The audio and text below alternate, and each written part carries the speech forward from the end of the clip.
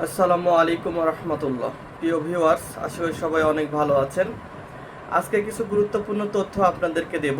সেটা হচ্ছে, এক ভাই আমাকে হোয়াটসঅ্যাপে বলতেছে, ভাই আমি শুনলাম বনাজি ওষুধ বা গাছগাছালি ওষুধ খেলে নাকি ক্ষতি হয়। তো এটা কতটুকু সত্য? এবং অনেকেরই এই প্রশ্নটা আছে যে আসলে বনাজি ওষুধ খেলে শরীরের ক্ষতি হয় কিনা। তো আমি তাকে বললাম, ভাই তাহলে যিনি বলছে যে বনাজি ওষুধ গাছগাছালি ওষুধ খেলে ক্ষতি হয়, তাহলে আপনি তাকে জিজ্ঞেস করবেন তাহলে আপনি কি ধরনের ওষুধ খাবেন। তাকে জিজ্ঞেস করুন, ভাই আমার তো এরকম সমস্যা, আমি কি ওষুধটা খাবো। তিনি আপনাকে কি সাজেস্ট করবে? 100% এলোপ্যাথি বা হোমিও।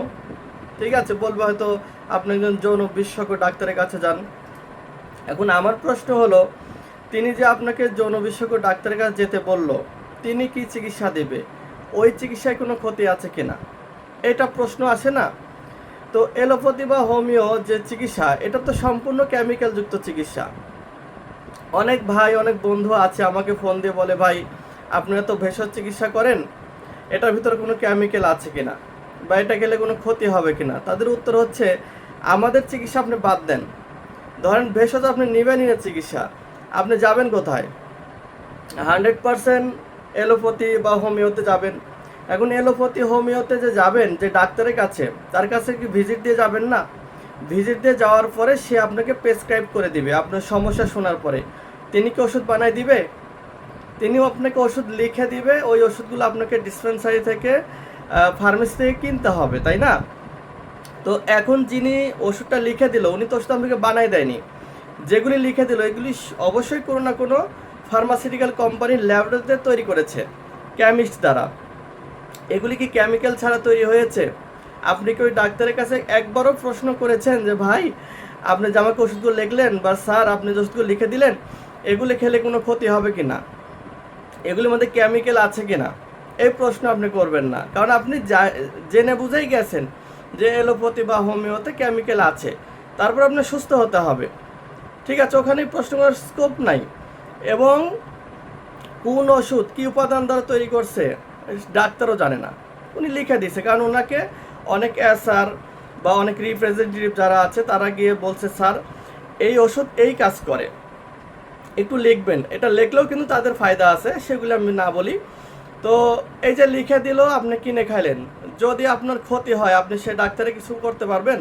কারণ তিনি রেজিস্টার্ড কিন্তু ডাক্তার, তার লাইসেন্স আছে, তিনি এমবিবিএস এফসিপিএস বা ডক্টরেট ডিগ্রিধারী, কিছুই বলতে পারবেন না।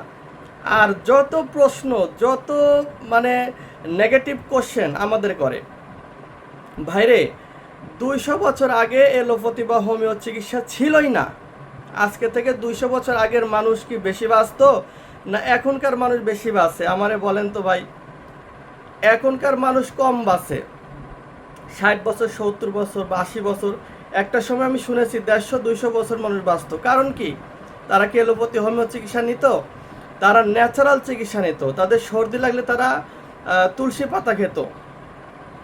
হ্যাঁ, তারপরে তাদের জ্বর আসলে বাসক পাতা খেত। তাদের মুখে রুচি কমে গেলে তারা লবঙ্গ চিবাইতো। তাদের পেট খারাপ হলে জোয়ান খাইতো।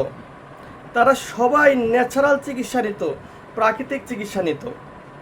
ফলে তারা প্রাকৃতিকভাবেই শক্তি অর্জন করত, রোগ প্রতিরোধ ক্ষমতা আমাদের সাথে বেশি ছিল। এখনকার মানুষ তো একটা বই রাখতে পারে না, একটা বইয়ের জন্যই ওয়ান টাইম খায়, একটা বউ রাখতে গিয়েই হিমশিম। আগেকার দিনে দাদা নানারা 3টা 4টা করে বিয়ে করতো, এমন একটা নানাও আপনি দাদাও খুঁজে পাবেন না যে আগেকার দিনে 2টা বউ নাই।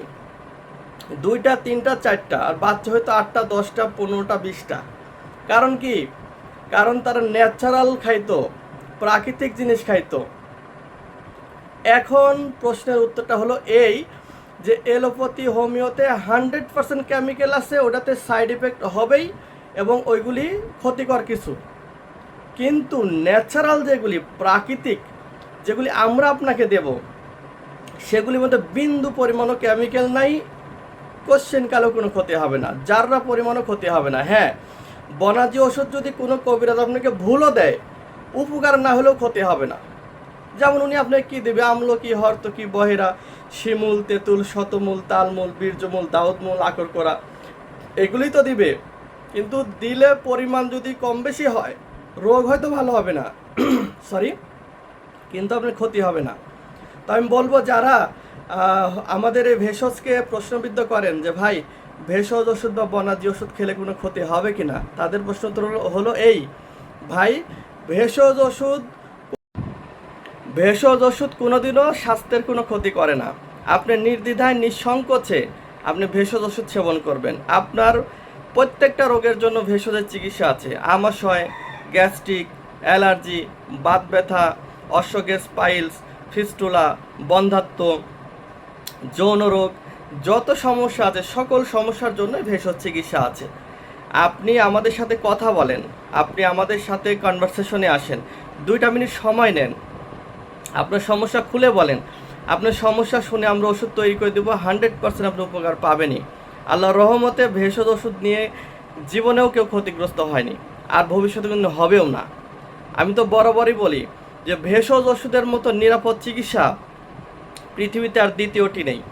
এই জিনিসটা যারা বোঝে তারা কিন্তু ভেষজ চিকিৎসা গ্রহণ করতেছে। এখন বর্তমানে অনেক শিক্ষিত সমাজ, বড় বড় উকিল, অ্যাডভোকেট, অনেক বড় শিল্পপতি, তারপরে ম্যাজিস্ট্রেট, এমনকি পুলিশ, তারপরে আপনার সেনাবাহিনী, বিভিন্ন ক্যাটাগরির মানুষ আমাদের সাথে কথা বলে এবং তারা এটা বলে যে ভাই ভেষজকে আমরা ভালোবাসি, প্রকৃতিকে আমরা বিশ্বাস করি, আপনি ওষুধ বানিয়ে দেন। শুধু আমি না, যে কোনো হেকিম কবিরাজের শরণাপন্ন হবেন, ভালো চিকিৎসা পাবেন। তো আমি বলবো ভাই ভেষজ ওষুধ নিয়ে এসকাল করার কোনো সুযোগ নাই। আপনার যদি ভেষজ ভালো না লাগে আপনি এলোপ্যাথি হোমিওতে যান, আমরা নিষেধ করছি না, যান আপনি, কিন্তু এটা খেলে ক্ষতি হবে এটা বলেন না। সবাই ভালো থাকবেন। অনেক কথা বলছি, কষ্ট পেলে সরি। আসসালামু আলাইকুম।